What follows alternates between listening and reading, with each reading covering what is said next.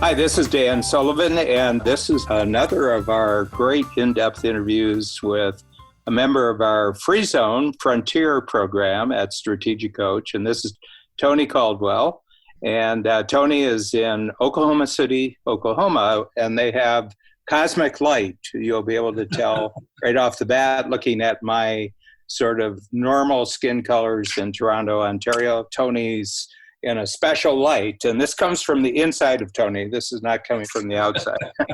Anyway, Tony, it's been such a treat over the last 2-3 weeks because we've been touching base, members of the Free Zone, and you've been telling a great story during these sessions. So we have Free Zone Frontier entrepreneurs from all over the world, and in a little bit I'll just tell you what the Free Zone is, and I'll ask Tony to sort of talk about the difference that the Free Zone has made in his thinking about his future. But Tony, you've been telling a great story about how you've instantly pivoted when the virus crisis started, and you had shutdowns and basically business as normal really ended, and how you actually said, okay, this is a big opportunity. How do we now really maximize the value of what we're going through here right now? So just 2 or 3 things that you've really focused on that you might not have done during normal times, but you're doing them during scary times. Well, I think the first thing is we really just decided that the boundaries that we've always operated in didn't matter anymore. We operate in the Midwest part of the United States in 5 states, but we felt like we had a lot to contribute to our industry across the country. And, we believe that that contribution will come back to us in terms of business in ways we really don't anticipate. We can't really anticipate, but we believe that's going to happen. So we've just dramatically ramped up the training, mentoring, resources, communication, things that we're doing pointed at our industry, first of all. And we've had an immediate reaction to that, that's been favorable and positive. The second thing that we did, when an agency joins us, it costs them some money up front, and it costs us some money up front for us to put that relationship together. People don't make decisions to invest money usually in the first 2 weeks of a crisis. So we decided to just forestall all that into 2021. You talk a lot about having cash confidence, and when you do, you can be focused on capability. So really, it allowed us to pivot all of our marketing, things we're doing, to focusing on capability and basically telling people that want to engage with us, we'll worry about the cash later.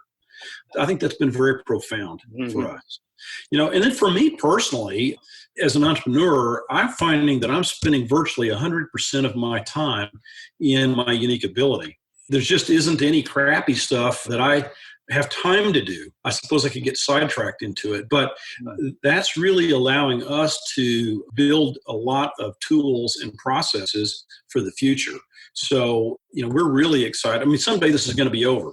And, the challenge is, how we come out of this. And I think we're spending a lot of time doing development work that won't show up for another 2 or 3 months, probably. Yeah.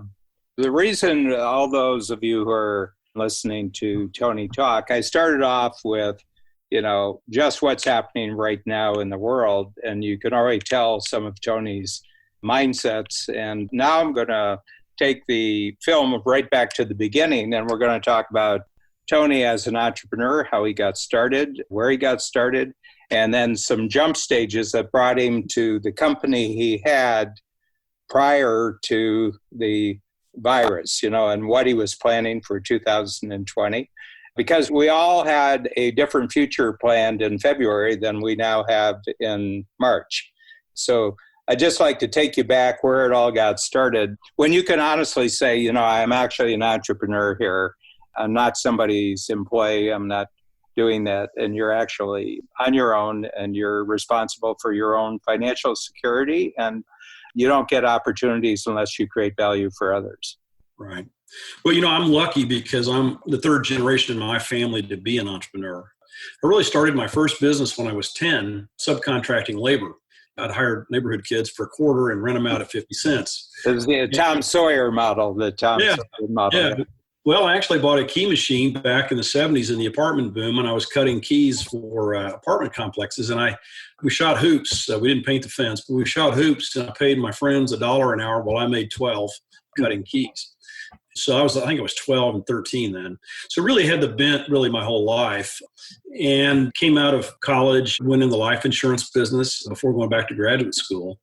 And then I took the only job I had ever had as an adult, working for a company selling computers. And I got fired from that because the president of the company, when I tried to buy it from the owner because I thought I could run it better, he said, "I like my job. It's clear you want it, so you're fired." And I decided that I would never again be in a position where somebody else controlled or determined my future. So from there, I went into the real estate management business for a number of years and built a company that I sold so I could run for the United States Senate. Having done that, then a friend of mine suggested I get in the insurance business. When I started in the business, my goal was to build a large sales organization. I thought that'd be fun to do, but I had no idea how to do it. I didn't have any money, really, any capital, and I really didn't know what I was doing. But, as you say, the eyes only see and the ears only hear, what the mind is looking for. And I found some people in 1997 that had figured out how to do what I wanted to do. And when I saw it, I instantly recognized it. And that was the beginning of One Agents Alliance. Yeah. Just to go deeper in the model that you have is that you separated agencies into their front stage where they're actually selling and the backstage where they're generally not very, very good. I find that in the insurance industry, regardless of which branch of insurance, what makes them successful is that they're good salespeople. They're good moving the product and bringing in the income. But generally, the tough part of it for them is the backstage. And you've kind of created a very, very broad geographic network where you're actually there backstage. Well, we're a big part of it, at least. We teach, train, and mentor them on how to run a business. And you're right. That's the big lack that many agencies have. And of course, as we grew and got pretty good sized, carriers pay us for the growth that we create and also our size. And so we've attracted a lot of agencies that have been in business for as long as 100 years who were stuck and they wanted to get unstuck. And we have a big toolkit to help them with that. And you have economies of scale because of your dealings with the big insurance, the insurers, the reinsurers, and that whole level. You're sort of the person who really, really simplifies everything except what the agencies are really great at. That's right. Yeah, I'm a simplifier, and all my partners, I have 181 partners, they're all multipliers. Yeah. Yeah. Never really knew what that was until you introduced the concept, but it, made instant sense to me. Yeah. Last New Year, you came in and you were at the 180 level of agencies, and you were into big, big growth plans for the 2020 year. And then, boom, we all got inconvenienced. Tony, I'm 75, and I have to tell you, this is the big disruption of my lifetime. I think it's the 7th since I've started coaching, and I've had all kinds of economic downturns, and I've had here in Toronto, we really got hit with the impact, not that it was that bad of an epidemic, but the SARS that happened 15 years ago. But it closed down all of our U.S. business coming to Toronto, so we just lost a whole quarter. And I can remember that by that time, Babs and I had really gotten used to what you do when there's a downturn. And there's two things that I focus on, and that is that you keep everybody's confidence up every day in your company. And number two is that you go out and help your client base to have a bigger future because they just had a future taken away from them. And I'd like you to reflect on this because you just went through a major, major exercise of helping your agencies get a new future after the one they were planning on got taken away. Right. I mean, we actually spent December, January, and February with our growth coaches meeting one-on-one with our agencies, doing the DOS conversation, dangers, opportunities, and strengths, and where they want to go over the next 3 years. And it really was invigorating and energizing to a lot of our agencies. I think we did conversations with 150 out of. So, we spent December, January, and February having DOS conversations with 150 of our 181 agents. And both our team and all of our agency teams were really excited about executing plans in 2020. And in fact, we were planning to add about 40 to 50 agencies to our organization in 2020. We've hired new salespeople, new team members. And then late in February, the very beginning of March, it was obvious something might interfere with that. And so, the first thing I did was have a team meeting and tell everybody, look, I think this is what's going to come, and I think this is what's going to happen. We've got to get ready for it. But we are well positioned for that. We're in a great financial position, and we need to focus on helping our members. Your jobs are secure. No one's going to get laid off. Nobody's going to lose their job. We just need to focus on taking care of our clients, who are our agencies. And then over the next 10 or 12 days, we did that. We got ready to move virtually. And it's been fun to watch because we're operating at a higher level now than we were 30 days ago. And the morale is incredible because everyone knows very directly the difference we're making, and we're in great communication with each other. And so I would say all our plans got turned on their heads, and 181 insurance agencies' plans are turned on their heads. So we have to pivot now and go back and say, all right, with the R factor question in mind, there's new dangers, there's new opportunities, and how do we take your strengths to address both of those? And we're finding that that's meeting a great reception from the agents because they see that there's an opportunity to really grow out of this. Yeah. Well, what I find really, really interesting is, and I've mentioned this on a few of the interviews, he was a top FBI negotiator, hostage negotiator, very tense situations. And, he was in situations where it didn't work. And, there was loss of life. Both the hostage and the kidnapper lost their lives, or the terrorists lost their life. But he said that one of the interesting things about it, he said, is that there's this popular belief that when there's a crisis, people rise to the occasion. And he said his experience is that that's not true, that what happens is that you default to your highest level of preparation. So talk a little bit about other scary times that you've had and the wisdom that you developed about them, but also the immediate kind of organizational capability that you learned that the moment you sense that there's going to be a shift, you go into action. You don't go on defense, you start off on offense. I remember back in the 1980s when the real estate market was really falling apart in the United States, and the Resolution Trust Corporation came in to bail out the savings and loans. Someone told me that this was going to be the greatest transfer of wealth in our lifetimes. And so we went from really managing property for other people to actively investing in property and doing things for ourselves, and did pretty well at that. You make a pivot when new opportunity presented themselves. Some people had a disaster, but it was really good for us. Another for me was I had really, from the time I was 10 or 11, just planned to run and serve in the U.S. Senate. And after running and losing, in the early 90s, I realized I get to start completely over again. What you've learned is that when you fail sometimes, it opens up bigger horizons. And it really caused me to lose any fear of failing, because when you've been as low as I was then, it doesn't matter anymore. And I always tell people that the great reward of running for political office is the campaign. You want to avoid the misfortune of actually winning. 25 years later, I can agree with you. It was difficult at the time. Because you meet all sorts of new people that you would never have met.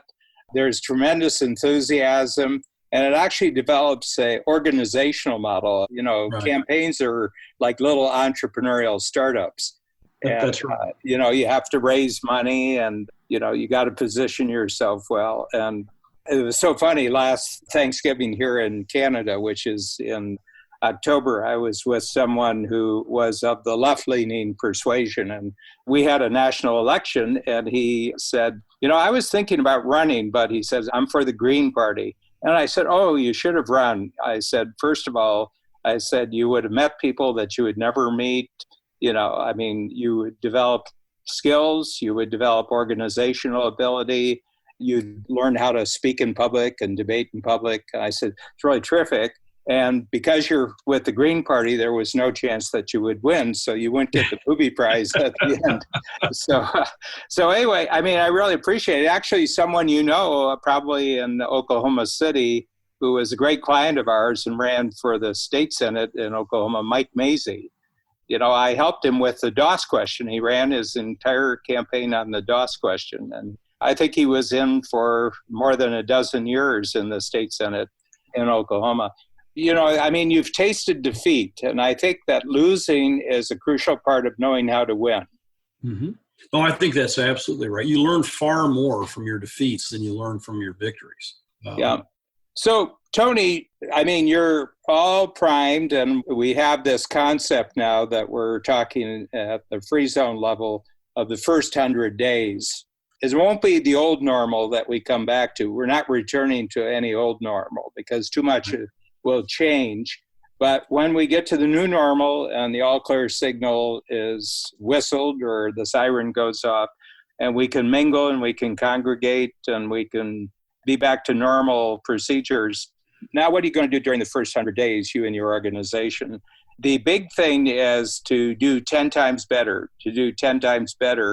with the first 100 days after the downturn than the 100 days before the downturn. Well, the first thing we're going to do is go into harvest mode, because right now we are sowing and we're nurturing relationships.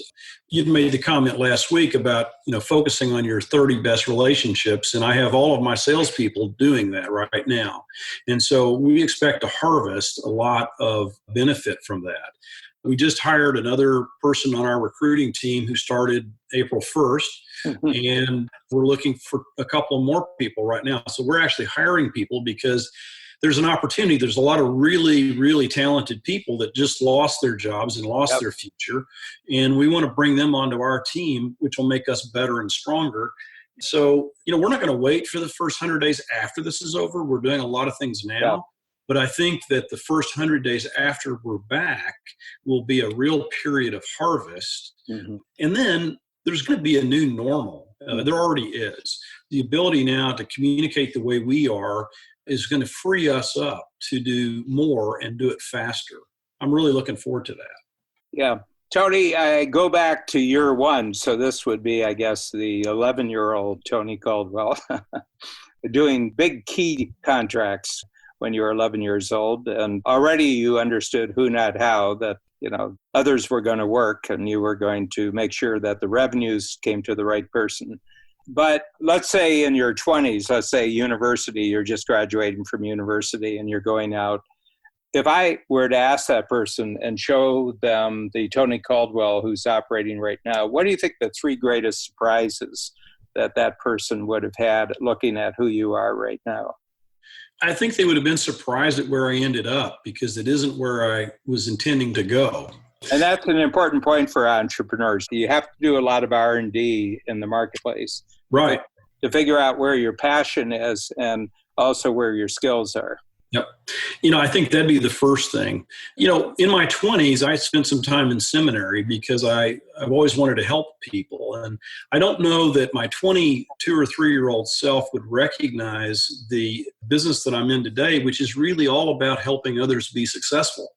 If they're successful, we're successful. So it's actually a flowering of seeds that were planted, 40 years ago that I just didn't know what the crop was going to look like when it came out of the ground, I guess. And I think the other thing that would be different is that I think in my 20s, I had a lot of fear of failure. I had a lot of ambition and a lot of drive, but also a lot of fear that I would fail. And I think at this point, I've learned that, okay, you are going to fail, but it's not fatal. But you're also going to succeed. And, that the confidence you get from that is what allows you to continue to do more things, and keep getting bigger. When you wrote the 4 C's book, which I've probably given a couple hundred copies of that away, it really, I think, capsulized for me what this whole journey is about. And so I think the 20-something Tony wouldn't have recognized both the courage and the failure as being both necessary to the success. It's kind of interesting. When my mother died, there was some boxes in the family home attic. In one of the boxes was some old notebooks I had. And I said, what I'm going to do is I'm going to create a new educational system where people learn from their experience. In other words, they don't learn from other people's thoughts. They learn from their own thinking. So that was in 1964, and that's 56 years ago. And I was surprised at how clear I was about the vision right at the center, but all the experimentation I had to do to get to strategic coach and who I am today. That would be a great surprise to me. But I said I kind of knew the melody line back then. I just couldn't write music, I couldn't play music, and I couldn't put together a band. So it's kind of interesting. I think oftentimes entrepreneurs especially are actually very true where they are in their 50s and 60s to where they were when they were very young as a child, that there's a certain childhood enthusiasm and childhood passion that I think entrepreneurs perhaps hang on a lot better and they actually build on as they go forward. Mm-hmm. Yeah, I think that's the thread, right? I've done a lot of different things between then and now, but really they're all just, to use your musical metaphor, they're just different instruments playing, similar music. Mm-hmm. One thing, Free Zone, you've been with us now since 18, I think the fall of 18, right?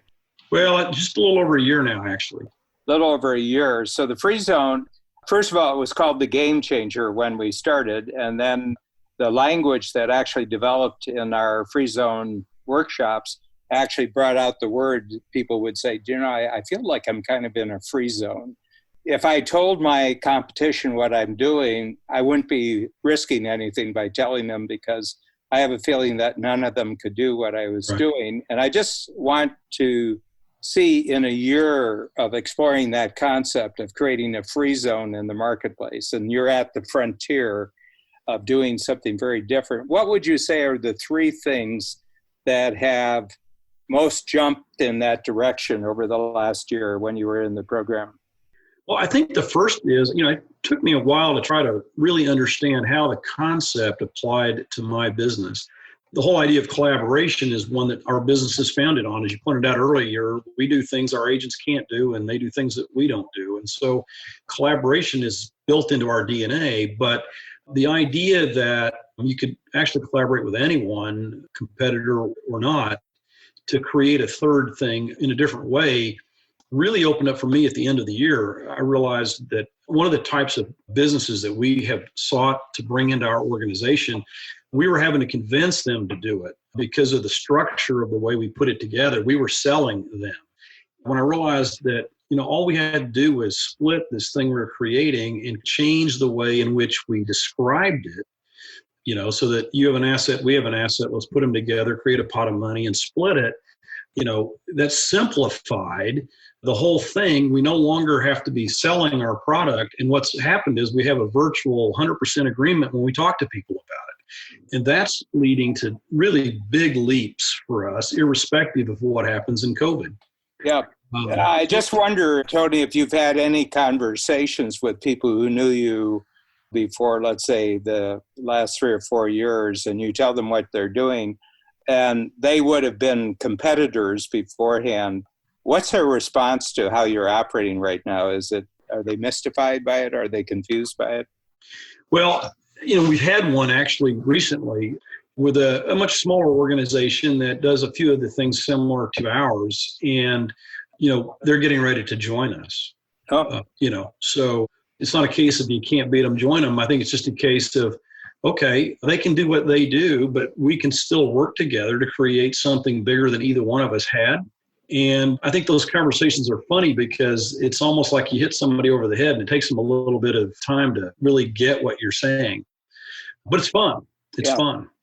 It's really been interesting because right off the bat, when we had the downturn, so it's been about 3 weeks for us, and we shut down all live workshops, in-person workshops until June. And we'll either have live workshops in June or we'll have virtual workshops, and they'll be as comprehensive in virtual terms as they would be if they were in person after June 1st.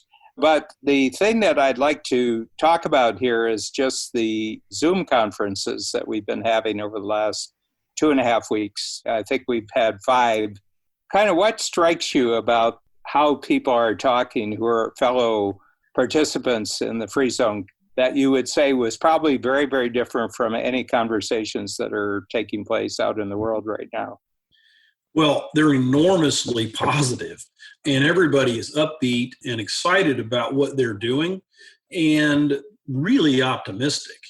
So it is interesting because, if you listen to people on social media or whatever, there's a lot of doom and gloom, and yet there's none of that on these calls. I think I told you, it's like sticking your finger into the light socket as far as the energy is concerned. And I've really benefited. In fact, I've got 3 or 4 pages of notes from each session. They're encouraging to me and they're inspiring. Also, they've been a really great way of helping each other. I think that you've seen different people having an idea that somebody else grabs a hold of. And I know there was a call where one of the guys was thinking about laying some people off. And after a little bit of conversation, he's decided, no, he's not doing that. He's repurposing them to get ready to grow, in a month or two.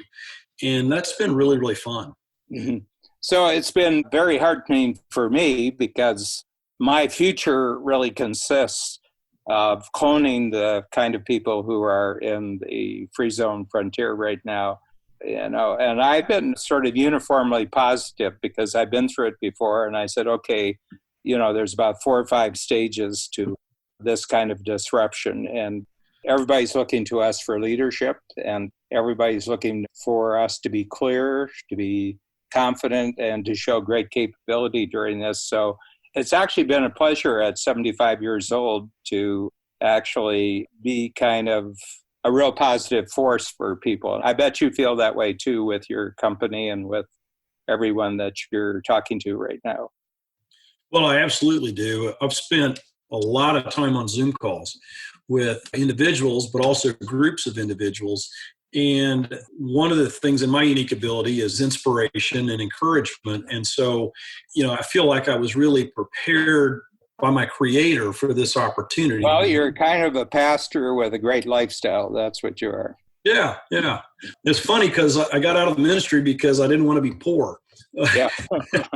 My mother wanted me to be a priest, and I had some kind of pope in mind. If you're going to go through the effort, you might as well not go economy. You should go first class. Yeah, I agree.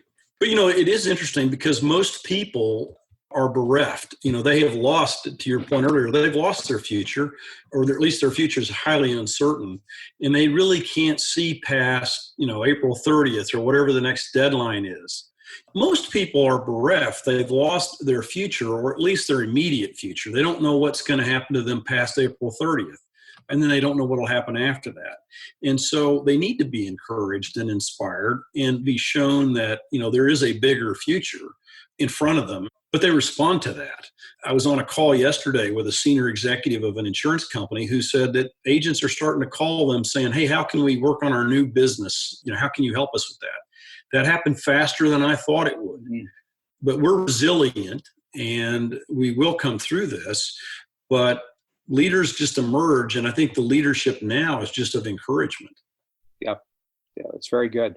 So, Tony, I just want to tell you, you're the attendance leader, perfect attendance at our Zoom calls, and I have a suspicion no one's going to overtake you.